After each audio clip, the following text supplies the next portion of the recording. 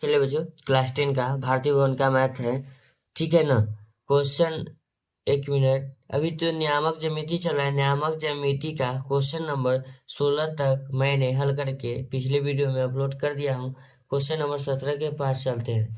Question number 17 क्या कहता है? एक लड़का कहता है सर एक क्वेश्चन अपलोड करते हैं। तो एक ही क्वेश्चन इसलिए अपलोड करते हैं क्योंकि ये क्वेश्चन उतना बड़ा नहीं है, क्योंकि इसका जो हल है बड़ा हो जाता है, लेकिन x1 माइनस x2 का होल स्क्वायर करना पड़ता है, लेकिन बच्चा फंस जाते हैं। इसलिए मैं अपने आसान शब्दों में बारी बारी से एक क्वेश्चन अपलोड करता हूँ ताकि आप लोगों को समझ में आए। चलिए देर नहीं करते हुए चलिए क्वेश्चन नंबर 17 क्या कहता है?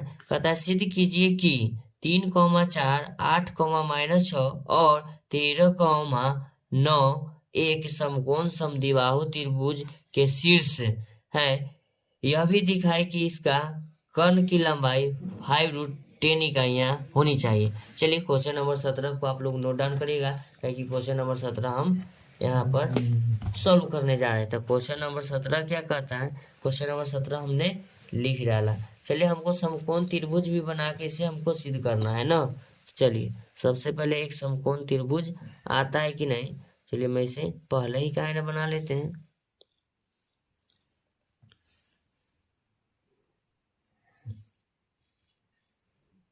देखिए समकोण त्रिभुज बना कि नहीं।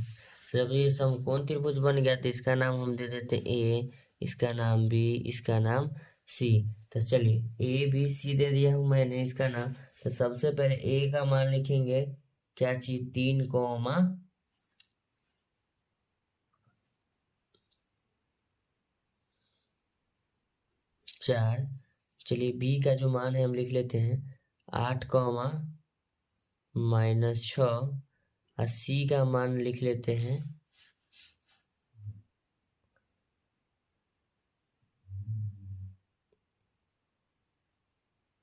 13,9। चलिए इसे मैं हल कर लेता हूँ।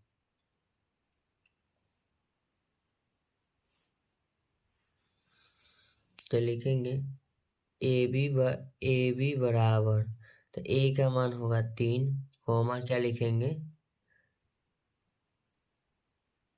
4 हो जाएगा। फिर लिखेंगे, ध्यान दीजिएगा, बी का मान 8,-6, तो लिखेंगे ए बी बराबर रूट अंडर इसको मानते हैं x1, ये हो जाएगा y1, ये होगा x2, ये हो जाएगा y2। तो x1 माइनस x2 का whole square,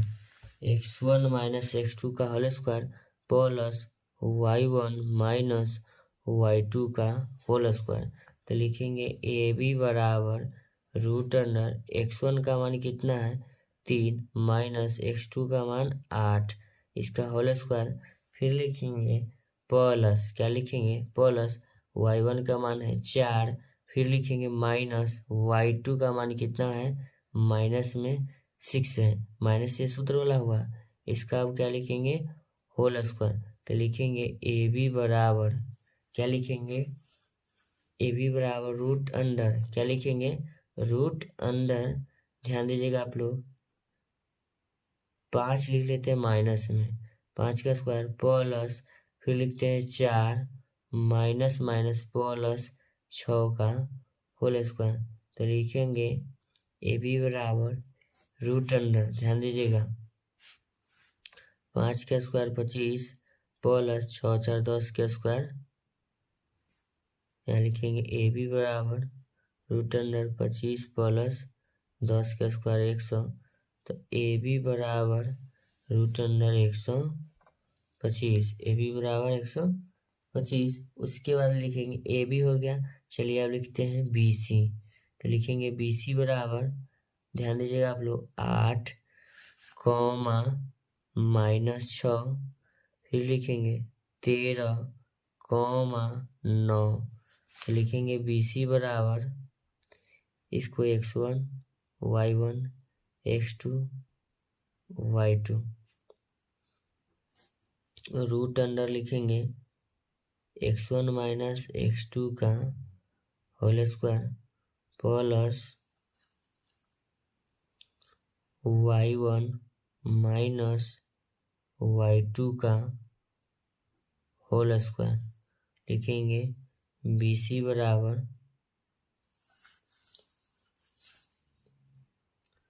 root under x1 का मान क्या हो जाएगा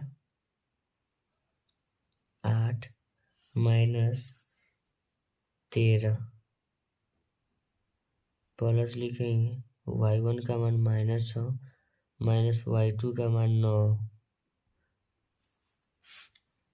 लिखेंगे BC बराबर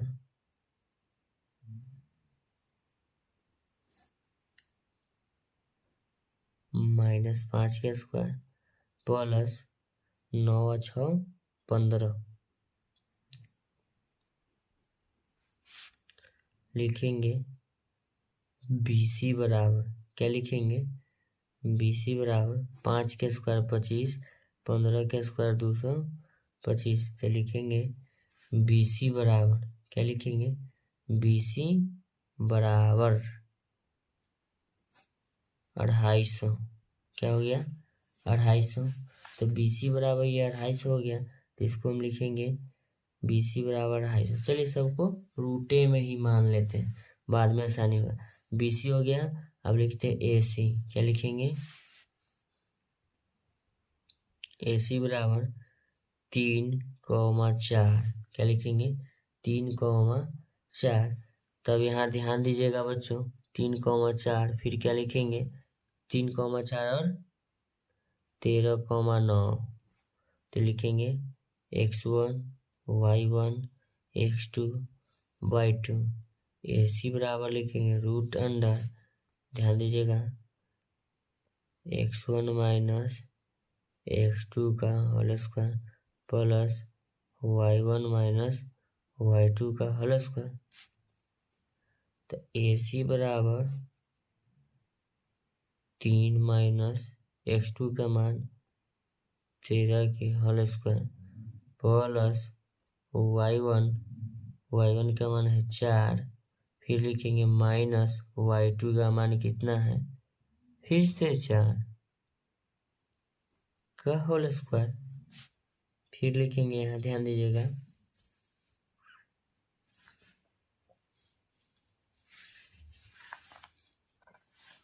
ये 9 है 13,9 यहाँ 9 होना चाहिए y2 का मानो।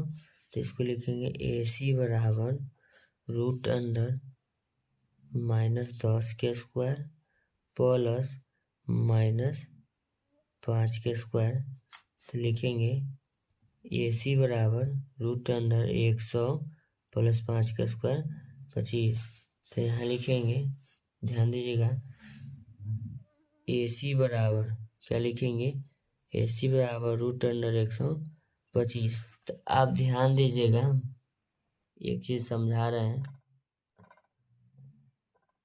त्रिभुज में तीनों भुजा में ये रूट 125 आया, AB AC आया 125 और ध्यान दीजिएगा BC आया 250।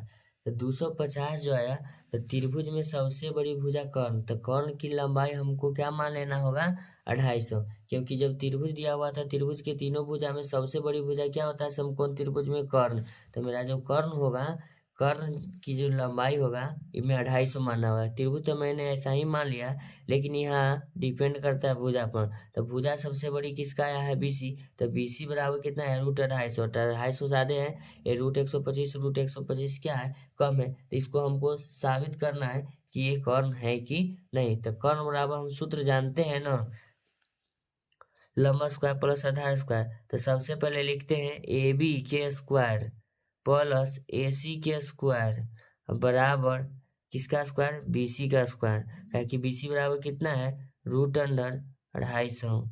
इसके बराबर आ गया मान। तो हम समझेंगे ये पाइथागोरस से ये समकोण त्रिभुज है अन्यथा नहीं। तो AB के मान है रूट 125 के होल स्क्वायर और प्लस में AC बराबर भी होगा रूट 125 के होल स्क्वायर।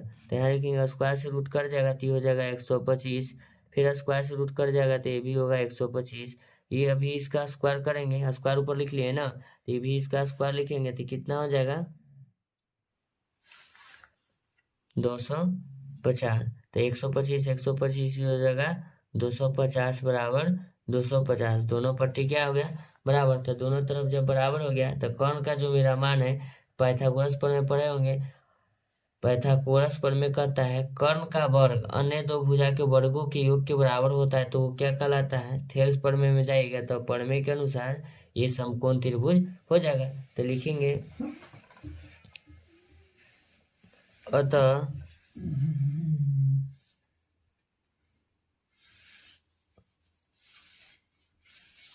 यह समकोण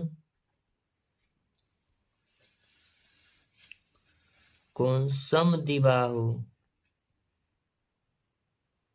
समकोण समद्विबाहु त्रिभुज है, सिद्ध हुआ। अब बताते हैं, ध्यान दीजिएगा सिद्ध क्यों हुआ। समकोण समद्विबाहु, तो समकोण है समद्विबाहु, सम इस बराबर द्विमीष क्या होता है दो, जिसका दो भुजा क्या हो बराबर हो तो क्या कहेंगे समद्विबाहु त्रिभुज। तो ये समद्विबाहु समकोण त्रिभुज इसको लिखेंगे। अतः यह समकोण समद्विबाहु त्रिभुज है, तो यहाँ लिख देंगे सिद्ध हुआ। ठीक है ना, कोई दिक्कत कोई परेशानी नहीं होनी चाहिए आप लोगों को। चलिए ऊपर से मैं एकदम स्क्रॉल डाउन कर देता हूँ। चलिए देख लीजिएगा आप लोग, इसे रोक करके देखिए।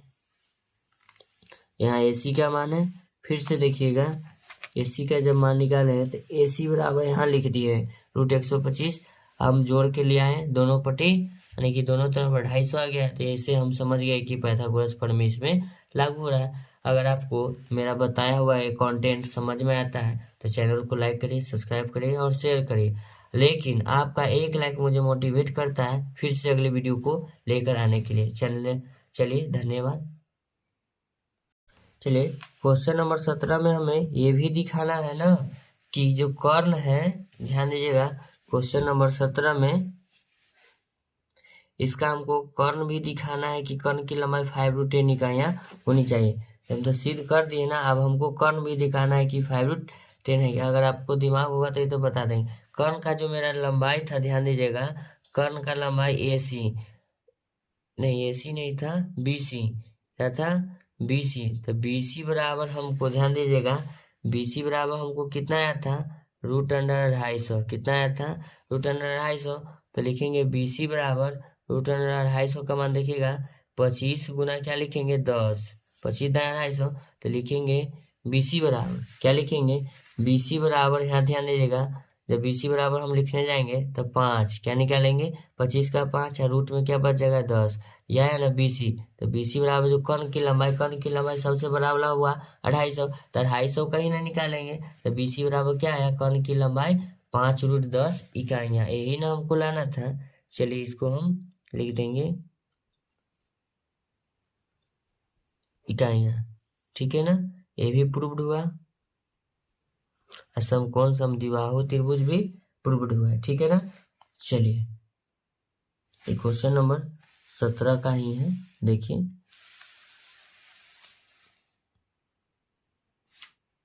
चलिए